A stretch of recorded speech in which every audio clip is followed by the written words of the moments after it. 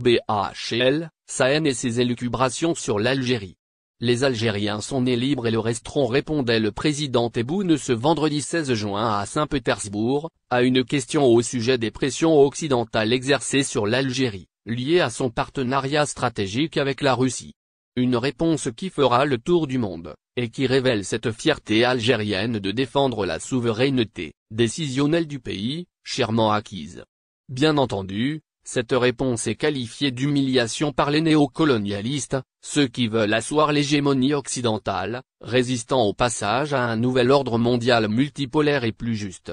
Une revendication algérienne datant des années 70, exprimée lors du sommet des pays non alignés tenu à Alger en septembre 1973, et à l'occasion de l'Assemblée extraordinaire des Nations Unies tenue en avril 1974. D'ailleurs, ce n'est pas surprenant, de voir la doxa occidentale, et le relais propagandiste s'attaquer à la position de neutralité de l'Algérie dans le conflit ukrainien. Réussir à avoir le quitus du président russe Vladimir Poutine, dont l'éventualité d'une médiation algérienne, en vue de rétablir la paix dans cette région, et cesser les hostilités armées, n'est pas du goût des va-t-en-guerre, qui se nourrissent du fonds macabre et de la vente des armes. Et comme exemple, Algérie 54 revient sur un élément clé du démantèlement des États nationaux au nom de ce qui est appelé printemps arabe et des révolutions colorées, comme celle de l'Euromaidan en Ukraine, en l'occurrence le franco-sioniste Bernard-Henri Lévy.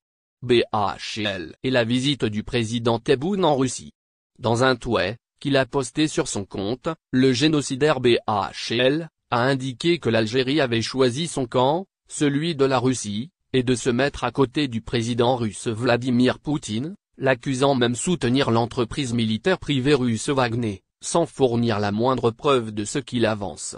BHL, rattrapé par ses mensonges, il convient de rappeler que le sioniste BHL a été l'un des acteurs clés du coup d'État antidémocratique en Ukraine, en 2014, avant même l'annexion de la Crimée par la Russie, et au moment même où Vladimir Poutine était très fréquentable par les Occidentaux. Et pour mieux cerner le rôle de BHL, dans ce coup d'État de Kiev ayant renversé un président élu démocratiquement par les Ukrainiens, Algérie 54 propose à ses lecteurs de lire l'article de l'auteur et chercheur algérienne Ahmed Benzada, intitulé Ukraine, autopsie d'un coup d'État. BHL, et surtout les tableaux de corruption et de démantèlement des États nationaux.